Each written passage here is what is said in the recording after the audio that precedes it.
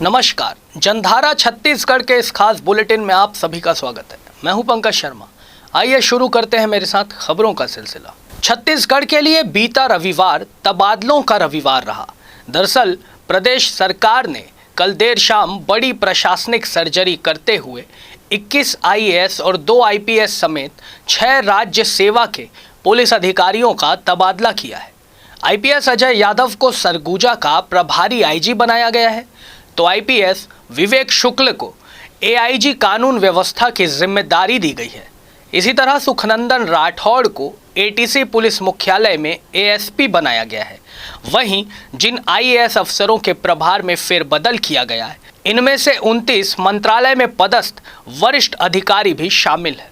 देश के सबसे बड़े टूरिज्म ट्रेड फेयर में बस्तर को the most promising new destination award से सम्मानित किया गया है। यह अवार्ड कल कोलकाता में आयोजित टूरिज्म फेयर में बस्तर के सहायक कलेक्टर सुरुचि सिंह के नेतृत्व में पर्यटन प्रतिनिधि मंडल ने लिया। मुख्यमंत्री भूपेश बघेल और पर्यटन मंत्री ताम्रध्वज साहू ने पर्यटन विभाग के सभी अधिकारियों और जिला प्रशासन बस्तर को इसके लिए बधाई और शुभकामनाएं दी हैं। छत्तीसगढ़ में 2 साल बाद होने वाले विधानसभा चुनावों को लेकर भारतीय जनता पार्टी ने अभी से तैयारियां शुरू कर दी है। भाजपा लगातार अलग अलग मुद्दों को लेकर सरकार पर प्रहार कर रही है। बीते दिनों धर्मांतरण को लेकर लगातार प्रदर्शन और हमला भारतीय जनता पार्टी के नेताओं ने बोला, जिसके बाद अब धान और किसानों के जरिए सरकार यानी कि कांग्रेस की राज्य सरकार को घेरने की तैयारी की गई है। 13 और 14 तारीख को एक आंदोलन आज जो किसानों की स्थिति है, छत्तीसगढ़ को अकालग्रस्त घोषित करना, खाद की कालाबाजारी चल रही है, डीपी यूरिया ब्लैक में बिक रहा है, किसान परेशान है। तहसील स्तर पे आंदोलन 13 या 14 सितंबर को प्रत्येक तहसील में भारतीय जनता पार्टी किसान मोर्चा के माध्यम से होगा और हम सब मिलके एक बड़ी योजना में भाग लेंगे और जिसमें वैक्सीनेशन के कार्यक्रम को सफल बनाने के लिए 17 तारीख को और 17 तारीख के पहले ही लगातार उन बूथों में जाकर ज़्यादा से ज़्यादा लोगों को प्रेरित करेंगे। कहा जाता है कि मतदाता अपना नेता चुनता है और उस जनप्रतिनिधि से अपना अधिकार भी मांगता नजर आता है। इसे मतदाता की जागरूकता भी कहा जा सकता है, लेकिन यही जागरूकता रायपुर में एक मतदाता को भारी पड़ गई। मिली जानकारी के मुताबिक शनिवार को हुई मूसलाधार बारिश के कारण कई हिस्सों में जल जमाव की स्थिति उत्पन्न हो गई। कई घरों में पानी घुस आया। इस दौरान शहर के काशीराम नगर में भी पानी भर गया था। इसी से परेशान एक अज्ञात व्यक्ति ने गुरु घासीदास वार्ड की पार्षद शीतल कुलदीप को फोन करके अपनी समस्याएं बताई और साथ ही उनसे फोन पर अभद्र व्यवहार करते हुए अपशब्दों का भी प्रयोग किया। इस पूरे मामले में पार्षद ने उस अज्ञात व्यक्ति के खिलाफ तेलीबांधा थाने में शिकायत दर्ज कराई। 49 नंबर के पार्षद ने शिकायत दर्ज कराई है कि किसी अननोन नंबर से उसके बारिश ज़्यादा होने व पानी भरा है करके किसी ने गाली गलौज और देख लेने की धमकी दी है, जिस पर थाना तेलीबांधा में धारा 506, 507 का अपराध पंजीबद्ध कर विवेचना में लिया गया है।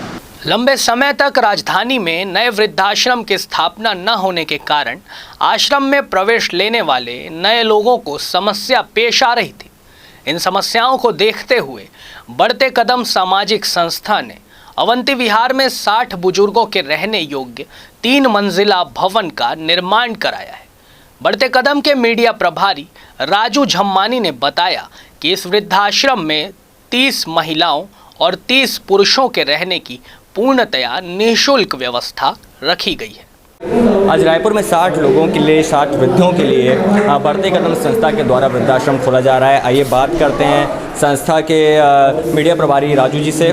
नमस्कार सर, आपका स्वागत है। बताइए थोड़ा संस्था के बारे में और क्या यहाँ पर फैसिलिटी रहेगी सबके लिए। धन्यवाद। संस्था एक और सेवाएं अनेक, ये सामाजिक संस्था बढ़ते कदम। लगातार आज 16 सालों से हम लगातार समाज हित के लिए अनेक कार्य कर रहे हैं, चाहे नेत्रदान का क्षेत्र हो, चाहे देहदान का क्षेत्र हो, जो बचा हुआ खाना उठाना हो, ओल्ड एज होम का संचालन करना हो, गौशाला की सेवा करना हो, बिना ब्याज के ऋण देना हो, एम्बुलेंस का संचालन करना हो, मर्चुरी भवन का संचालन करना हो। ऐसे ही एक हमारा ओल्ड एज होम चलता है गुड़ियारी कोटा में, जो किराए के भवन में संचालित होता है। हमने महसूस किया क्यों न एक आश्रम बनाया जाए जहाँ हर एक छत के नीचे में, एक छत के नीचे में सब लोग रह जाएं। वृद्धाश्रम बनाना हमारा मेन उद्देश्य नहीं है। हमारे उस पुराने वृद्धाश्रम में 30 बुजुर्ग रह रहे हैं, लेकिन इसी तरीके से हमने 52 बुजुर्गों की घर वापसी कराई है। हमारा मेन उद्देश्य है घर वापसी कराने का, उन काउंसलिंग करा के, उनके बच्चों के साथ बुजुर्गों की काउंसलिंग करा के उनको हम वापस भेजने का कार्य करते हैं। अब जब हम यहाँ खड़े हैं, आनंद आश्रम हमने इसका नाम दिया है। यहाँ पर हमने 60 बुजुर्गों के रहने की व्यवस्था की है। यहाँ पर एक फ्लोर में हम बुजुर्गों को रखेंगे, एक में हम छात्रावास बनाएंगे, एक में हम अनाथ बच्चों के लिए बनाएंगे और एक में हम डे बोर्डिंग की व्यवस्था करने जा रहे हैं। कई घरों में बुजुर्ग 10 के बाद फ्री हो जाते हैं या 10 बजे के बाद उनके बच्चे कहीं ड्यूटी पर चले जाते हैं, तो उन बुजुर्गों को 10 बजे लाना और फिर शाम को 5 बजे छोड़ के आना, ऐसी भी हमारी प्लानिंग है। और मैं सबसे आग्रह और अपील करूंगा, खासकर युवा पीढ़ी से, कि अपना कुछ समय निकालकर बुजुर्गों के साथ बिताएं। जैसे कि अपना जन्मदिन है या सालगिरह है या बड़ों की पुण्यतिथि या दुख है या सुख हो, बुजुर्गों के साथ बिताएं समय, मेरी अपील। वैसे तो समाज में वृद्धाश्रम की ज़रूरत पड़नी नहीं चाहिए, लेकिन बढ़ते कदम संस्था के द्वारा बनाए गए 60 वृद्धों के लिए आश्रम एक सही कदम है। कैमरामैन होरीलाल साहू के साथ नवरत्न पाराशर, VIP न्यूज़, रायपुर। अभी लेते हैं एक छोटा सा ब्रेक।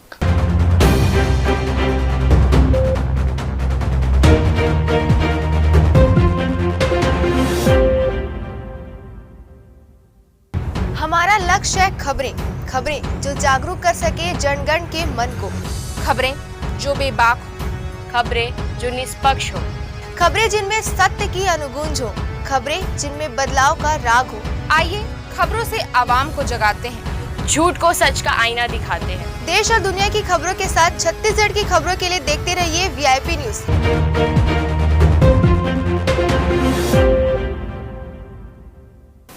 राज्य शासन के राजस्व एवं आपदा प्रबंधन विभाग द्वारा बनाए गए राज्य स्तरीय नियंत्रण कक्ष द्वारा संकलित जानकारी के मुताबिक 1 जून 2021 से अब तक राज्य में 916.8 मिलीमीटर औसत वर्षा दर्ज की जा चुकी है।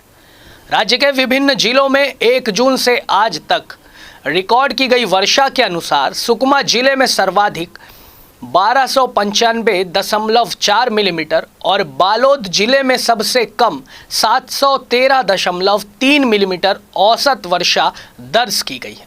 इस जो निम्न दाब के क्षेत्र है उसके नॉर्थ वेस्ट डायरेक्शन में मूव होने की संभावना है, जो उड़ीसा उत्तर छत्तीसगढ़ होते हुए आगे बढ़ेगा। तो आज जो है मुख्य रूप से बस्तर संभाग, रायपुर संभाग और दुर्ग संभाग के जिलों में भारी बारिश की ज़्यादा संभावना है।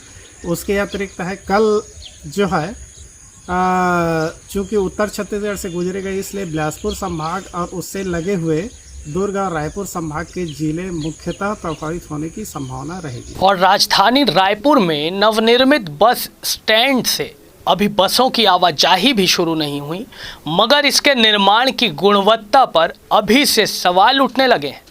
इस परिसर में पानी निकासी की व्यवस्था नहीं है, जिसकी वजह से हल्की बारिश होने पर भी यहाँ पानी भरा रहता है। ऐसे में बसों का संचालन कैसे होगा, ये एक बड़ा सवाल है। अंतर्राज्यीय बस टर्मिनल में निर्माण की गुणवत्ता और कार्यप्रणाली पर सवाल उठाते हुए नगर निगम के उप नेता प्रतिपक्ष मनोज वर्मा ने कई तंज कसे हैं। उन्होंने बारिश के दौरान पानी भर जाने, सुलभ की व्यवस्था नहीं होने, गाड़ियों के रखरखाव की व्यवस्था न किए जाने, सड़कें सही न होने जैसे तमाम अव्यवस्थाओं को लेकर सवाल खड़े किए हैं। वहीं गुणवत्ताहीन कार्यों को लेकर उन्होंने जांच कर उचित कार्रवाई किए जाने की मांग भी की है। अंतर्राज्यीय बस स्टैंड यहाँ पे जब बनाया, पहले वो जगह दलदली थी, उसके बाद यदि उसमें निर्माण किया गया तो गुणवत्ता विहीन पूरा निर्माण हुआ है। आप यदि वहाँ पे देखेंगे कि जो फ्लोरिंग है जिसमें बसें खड़ी होनी है, लोगों का आना जाना है, वो रोड लेवल से आज नीचे है। जबकि कभी भी कोई निर्माण होता है किसी, चाहे हम छोटा सा अपना घर क्यों ना बनाए, रोड लेवल से कम से कम 2-3 फीट ऊंचा बनाते हैं, ताकि आने वाले समय में सड़कें बनती हैं, नालियाँ बनती हैं, तो ऊंचा होता जाता है, तो कम से कम घर सुरक्षित रहता है। आज उतना बड़ा प्रोजेक्ट 50 करोड़ का बस स्टैंड वहाँ बनाया गया, इस बात का पूरा ध्यान नहीं रखा गया कि उसको पटाई करके कम से कम उसकी ऊंचाई बढ़ाई जाए। और आज 10 मिनट की बारिश में पूरा लबालब बस स्टैंड का स्थल जो है भर जाता है। उसके अलावा निर्माण में गुणवत्ताहीन काम ये हुआ है कि मैं एक बार उधर गया था, देखा कि वहाँ पे पानी के समय में सीपेज वगैरह वहाँ पे पूरा आ रहे हैं, मतलब और आनन फानन में आप उसका उद्घाटन करा दे रहे हैं। अंतर्राज्यीय बस टर्मिनल में हुए गुणवत्ताहीन कार्य व अव्यवस्थाओं को लेकर नगर निगम के पूर्व महापौर व बस ऑपरेटर संघ के संरक्षक प्रमोद दुबे का बयान भी सामने आया है। उन्होंने नए बस टर्मिनल में तमाम अव्यवस्थाओं को स्वीकार करते हुए अधिकारियों को इन अव्यवस्थाओं का जिम्मेदार बताया है। वहीं इसके चलते अभी तक यहां से बसों के संचालन शुरू नहीं किए जाने की बात भी उन्होंने कही है। पूरा एक्शन प्लान बना करके वहां काम करने की बात कही गई थी।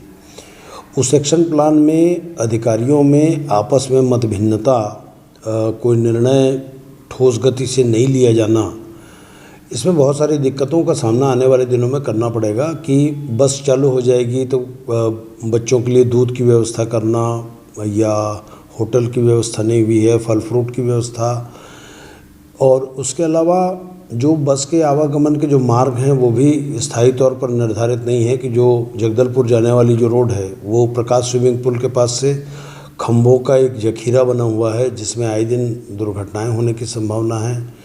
इसके अलावा बहुत सारे ऐसी चीज़ें हैं कि 59 दुकानें जिनके टैक्स की रसीद कटती थी उसके लिए कोई व्यवस्था प्रॉपर वे में नहीं हुई है। रैन बसेरा तरफ जो 9 दुकानें हैं उनके व्यवस्थापन की बात नहीं हो पाई है, और जो ट्रेवल्स वालों को जो दुकान देने की बात हुई थी उस पर कोई ठोस निर्णय नहीं हुआ है।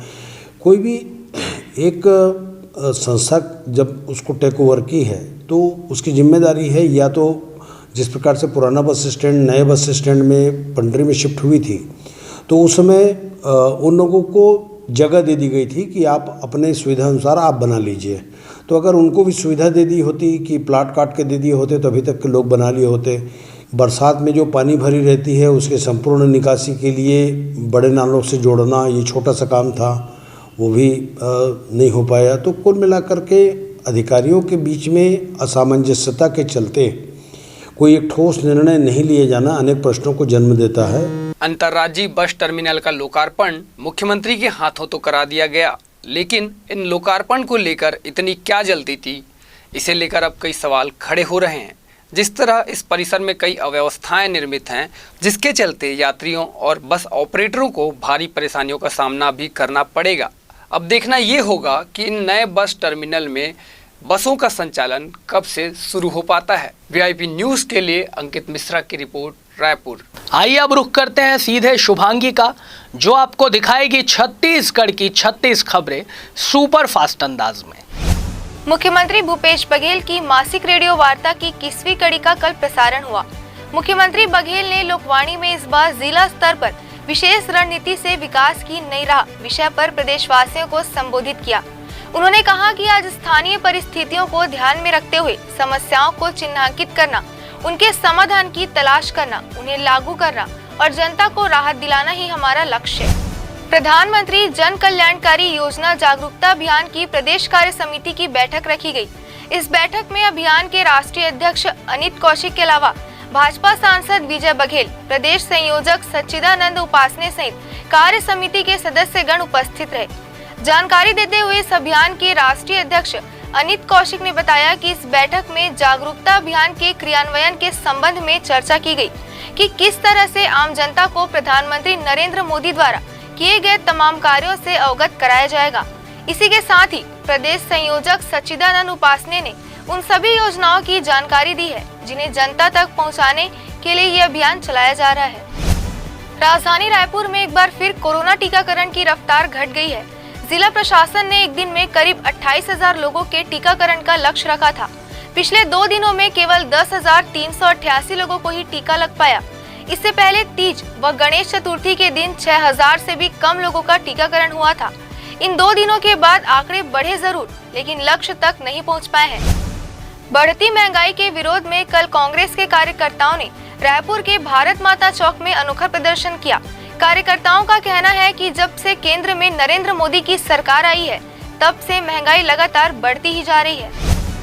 राजधानी रायपुर में नवनिर्मित बस स्टैंड से अभी बसों की आवाजाही शुरू भी नहीं हुई है, मगर इसके निर्माण की गुणवत्ता पर अभी से सवाल उठने लगे हैं। इस परिसर में पानी निकासी की व्यवस्था नहीं है, जिसकी वजह से हल्की बारिश होने पर भी यहाँ पानी भर रहा है। ऐसे में बसों का संचालन कैसे होगा, यह एक बड़ा सवाल है। कांकेर जिले में बीते महीने भर से आदमखोर तेंदुए का आतंक था, जो अब जाकर समाप्त हुआ है।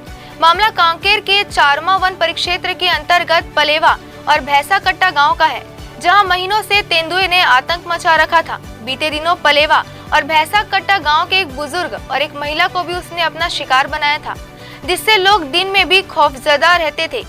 वन विभाग की टीम ने पलेवा और भैंसा कट्टा गाँव में 3 पिंजरे लगाए।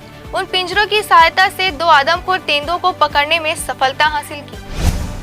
प्रदेश के चुनाव में अभी 2 साल से अधिक का समय जरूर बचा है, लेकिन कुछ राजनीतिक दलों से जुड़े लोग अपने मुख्य दल को छोड़कर अन्य दलों में शामिल हो रहे हैं। इसी कड़ी में सतनामी समाज से जुड़े वरिष्ठ कांग्रेस नेता वेदराम मनहरे ने कांग्रेस छोड़कर भाजपा का दामन थाम लिया है। दिल्ली में बीजेपी प्रदेश प्रभारी डी पुरंदेश्वरी ने सभी 10 सदस्यों को बीजेपी की सदस्यता दिलाई। मौके पर बीजेपी के वरिष्ठ नेता नंद कुमार साहब भी मौजूद थे। विधायक अनूप नाग ने कांकेर का दौरा किया। इस दौरान उन्होंने लाखों रुपए के विकास कार्यों की घोषणा की, साथ ही लोगों को वन अधिकार पट्टों का भी वितरण किया। इस दौरान विधायक नाग ने क्षेत्र में सर्पदंश से मृत एक व्यक्ति के परिजनों को 4 लाख रुपए की आर्थिक सहायता का चेक भी दिया। साथ ही कांकेर और PV-17 में मुक्तिधाम निर्माण करने की भी घोषणा की। लंबे समय तक राजधानी में नए वृद्धाश्रम की स्थापना न होने के कारण आश्रम में प्रवेश लेने वाले नए लोगों को समस्या पेश आ रही थी। इन समस्याओं को देखते हुए बढ़ते कदम सामाजिक संस्था ने अवंती विहार में 60 बुजुर्गों के रहने योग्य 3 मंजिल भवन का निर्माण कराया है। बीते दिनों हुई बारिश से स्मार्ट सिटी रायपुर के कई इलाकों में पानी भर गया। कई स्थानों पर तो जल भराव की वजह से लोग कई घंटों तक फंसे रहे। राजधानी रायपुर में अपराधी पूरी तरह से बेखौफ हो गए हैं। ऐसा लगता है कि उनके भीतर से पुलिस का खौफ गायब हो गया है। सोशल मीडिया में वायरल हुए मारपीट के एक वीडियो से ये बात सही साबित हो रही है। दरअसल उरला इलाके में युवक की बेदम पिटाई का वीडियो बनाकर सोशल मीडिया में वायरल किया जा रहा है। इस वीडियो में साफ तौर पर देखा जा सकता है कि एक युवक की डंडे से किस कदर पिटाई की जा रही है। वायरल हुए इस वीडियो की जब VIP न्यूज ने पड़ताल की तो पता चला कि यह वीडियो बीते 7 सितंबर की सुबह 11 बजे के आसपास की है। पुलिस सेवा में भर्ती होने की तैयारियों में जुटे प्रदेश के युवाओं का सपना जल्द साकार होने वाला है। दरअसल छत्तीसगढ़ पुलिस में सब इंस्पेक्टर के 975 पदों पर भर्ती के लिए राज्य शासन ने मंजूरी दे दी है। इस भर्ती से जुड़ी आवश्यक कार्यवाही के लिए DGP DM अवस्थी ने शनिवार को ही हाई पावर कमेटी बना दी है। ADG GP सिंह को भले ही सुप्रीम कोर्ट से गिरफ्तारी को लेकर राहत मिल गई है, लेकिन उनकी मुसीबतें कम होने का नाम ही नहीं ले रही है। GP सिंह के खिलाफ ED ने दिल्ली में मामला दर्ज कर लिया है। PML 2002 के तहत मामला पंजीबद्ध किया गया है। छत्तीसगढ़ में धर्मांतरण के मुद्दे पर राजनीतिक बवाल जारी है। भाजपा नेताओं ने रायपुर में आजाद चौक से राजभवन तक पैदल मार्च कर राज्यपाल अनुसुईया उइके को ज्ञापन सौंपा। उनका आरोप था कि धर्मांतरण की सैकड़ों शिकायतों के बाद भी प्रदेश की कांग्रेस सरकार कार्रवाई नहीं कर रही है। अब कांग्रेस नेताओं ने चुनौती दी है कि भाजपा नेता जिन 200 शिकायतों का जिक्र कर रहे हैं उसे सरकार को दे। कानून का उल्लंघन मिला तो 24 घंटे में दोषियों पर कड़ी से कड़ी कार्रवाई होगी। चकरभाटा स्थित बिलासा एयरपोर्ट से जबलपुर, प्रयागराज और दिल्ली तक की उड़ानों को अच्छा रिस्पांस मिल रहा है। इन सभी फ्लाइट में सीटें फुल ही रहती है। इससे बिलासपुर और आसपास के शहरों के लोगों को भी अच्छी सुविधा मिल रही है। अब इस सुविधा को बढ़ाने की बात हो रही है। यहाँ फिलहाल नाइट लैंडिंग की सुविधा नहीं है। इसे लेकर हवाई सुविधा जन संघर्ष समिति ने मुख्यमंत्री भूपेश बघेल को पत्र भी लिखा है। समिति का कहना है कि एयरपोर्ट पर नाइट लैंडिंग की सुविधा होगी तो एयर एम्बुलेंस और दूसरी फ्लाइट को उतरने में आसानी होगी। फिल्म और टेलीविजन के क्षेत्र में मुकाम हासिल करने वाले छत्तीसगढ़ युवाओं के लिए नई फिल्म नीति मील का पत्थर साबित होने जा रही है। ऐसा पहली बार होने जा रहा है जब फिल्म और टेलीविजन को करियर चुनने वाले युवाओं की पढ़ाई का खर्च राज्य सरकार उठाएगी। छत्तीसगढ़ सरकार छात्रों को film and television institute of India Pune, Satyajit Ray film and television institute of Kolkata, national school of drama Delhi के लिए प्रमुख रूप से स्कॉलरशिप देने जा रही है। छत्तीसगढ़ में नक्सलवाद खत्म करने के लिए सरकार की नीतियां कारगर साबित हो रही है। बीते 5 साल में 5 लाख और 8 लाख के 2 करोड़ 13 लाख रुपए के इनामी 33 नक्सलियों ने हथियार डाल दिए। लोन वर्राटू अभियान में तो साल भर में ही 426 नक्सली घर आ गए। इससे नक्सली गतिविधियों की कमर टूट गई तो विकास के रास्ते भी खुल गए। इनमें सबसे खास इंद्रावती नदी पर पुल का निर्माण होना है। वैष्णो देवी में एक छत्तीसगढ़ी किसान परिवार की कांग्रेस नेता राहुल गांधी से मुलाकात पर सियासी बयानबाजी जारी है। पूर्व मुख्यमंत्री डॉक्टर रमन सिंह ने पूछा था, यह संयोग है या राहुल गांधी को खुश करने का प्रयोग। मुख्यमंत्री भूपेश बघेल ने शनिवार को उनके बयान पर पलटवार किया है।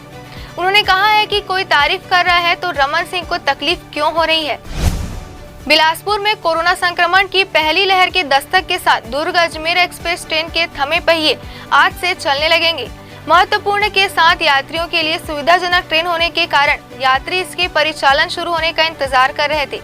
मांग भी उठी, जिसके बाद इसे चलाने का निर्णय लिया गया। हालांकि अन्य ट्रेनों की तरह इसे भी स्पेशल बनाकर चलाई जाएगी।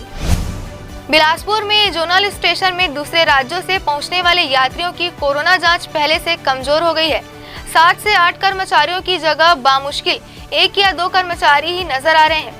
यह कर्मचारी यात्रियों को रोके या जांच करे। इस अव्यवस्था के बाद भी स्वास्थ्य विभाग पर्याप्त कर्मचारियों की व्यवस्था नहीं कर रहा है, जबकि केरल, महाराष्ट्र व आंध्र प्रदेश में संक्रमितों की संख्या बढ़ रही है।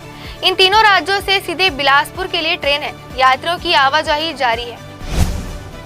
रायपुर नगर निगम जोन क्रमांक 9 में आयुक्त के नदारद रहने पर नगर निगम आयुक्त को बुलाने की मांग करते हुए शनिवार को भाजपा पार्षदों ने धरना दे दिया। दरअसल जोन क्रमांक 9 में सरकार के वादा खिलाफी और महापौर द्वारा भाजपा पार्षदों के वार्ड में भाई भतीजावाद करने, मूलभूत सुविधाओं में भी उपेक्षा करने पर जोन कार्यालय का घेराव कर ज्ञापन सौंपने पहुंचे थे। बिलासपुर में बीती रात हुई बारिश के चलते शहर के कई क्षेत्रों में बिजली आपूर्ति ठप रही। यह पहली बार नहीं है जब बारिश के कारण बिजली की समस्या आई। इस अवस्था को बिजली वितरण कंपनी साल भर बाद में सुधार नहीं सकी है। इसके चलते शहरवासियों को खामियाजा भी भुगतना पड़ रहा है। प्रधानमंत्री जन कल्याणकारी योजना जागरूकता अभियान की पहली प्रदेश कार्य समिति की बैठक रविवार को सुबह 12 बजे भीमसेन भवन, समता कॉलोनी, रायपुर में आयोजित हुई। बैठक में मुख्य रूप से अमित कौशिक, राष्ट्रीय अध्यक्ष, प्रधानमंत्री जन कल्याणकारी योजना जागरूकता अभियान अनुसूचित जाति के राष्ट्रीय अध्यक्ष नंद कुमार साय, भाजपा के पूर्व मंत्री एवं विधायक बृजमोहन अग्रवाल, राज्यसभा सदस्य रामविचार नेताम, सांसद विजय बघेल सहित भाजपा के अन्य मार्गदर्शक गण भी इस बैठक में शामिल हुए। रायपुर के शंकर नगर इलाके में रविवार को एक मारपीट की घटना हो गई। इस मामले में खमाड़ी थाने की पुलिस ने कुछ युवकों के खिलाफ केस दर्ज किया है। युवकों के एक गुट ने विधायक और छत्तीसगढ़ विधानसभा के उपाध्यक्ष मनोज मंडावी के बेटे अमन मंडावी पर जानलेवा हमला किया है। पुलिस ने इस मामले में 4 युवकों को फिलहाल गिरफ्तार किया और इनसे पूछताछ जारी है। सभी बदमाश राजा तालाब इलाके के रहने वाले हैं। छत्तीसगढ़ में धर्मांतरण के मुद्दे पर राजनीतिक बवाल जारी है। शनिवार को भाजपा नेताओं ने रायपुर में आजाद चौक से राजभवन तक पैदल मार्च कर राज्यपाल अनुसुईया उइके को ज्ञापन सौंपा। उनका आरोप था कि धर्मांतरण की सैकड़ों शिकायतों के बाद भी प्रदेश के कांग्रेस सरकार कार्यवाही नहीं कर रही है। छत्तीसगढ़ के भिलाई में पुलिस ने एक ऐसे ठग को गिरफ्तार किया है जो पिछले 9 सालों से पुलिस को चकमा दे रहा था। पता चला है कि आरोपी जुड़वा होने का फायदा उठाकर यहां से वहां भाग जाया करता था। जब पुलिस उसे पकड़ने जाया करती थी तब वो नहीं, उसका जुड़वा भाई पकड़ में आया करता था। लेकिन आखिरकार पुलिस ने उसे गिरफ्तार किया है। पुलिस ने बताया कि आरोपी के साले के बयान के बाद आरोपी को पकड़ा गया है। दरअसल ये मामला मितानिन के साथ लगभग 2 लाख रुपए की ठगी से जुड़ा है। महाकौशल कला परिषद के नेतृत्व में देश के लोक कलाकार व प्रतिष्ठित कलाकारों की 75वीं अखिल भारतीय गणेश कला प्रदर्शनी का उद्घाटन ऑनलाइन किया गया। महाकौशल कला परिषद की फेसबुक आईडी पर मुख्य अतिथि राजेश अग्रवाल ने दीप प्रज्वलित कर शुभारंभ किया।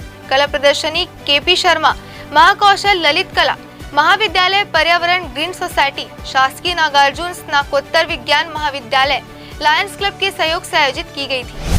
महादेव घाट में गणेश प्रतिमाओं के विसर्जन के लिए तैयार अस्थायी कुंड का महापौर एजाज टिब्बर ने शनिवार को निरीक्षण कर श्रद्धालुओं से तालाबों को प्रदूषण से मुक्त रखने, अस्थायी विसर्जन कुंड में ही श्री गणेश की मूर्तियों का विसर्जन करने की अपील की।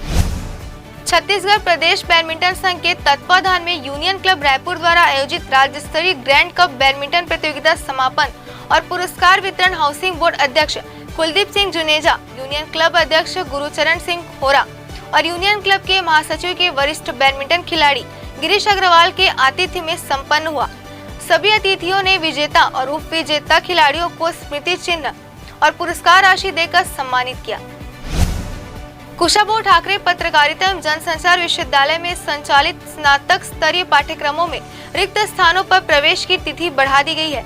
बीएससी रिटर्निंग्स मीडिया एवं बीए पत्रकारिता एवं जनसंचार प्रथम वर्ष में ऑनलाइन माध्यम से प्रवेश की तिथि प्रचार स्तर पर 17 सितंबर को कुलपति की अनुमति से 30 सितंबर तक कर दी गई है।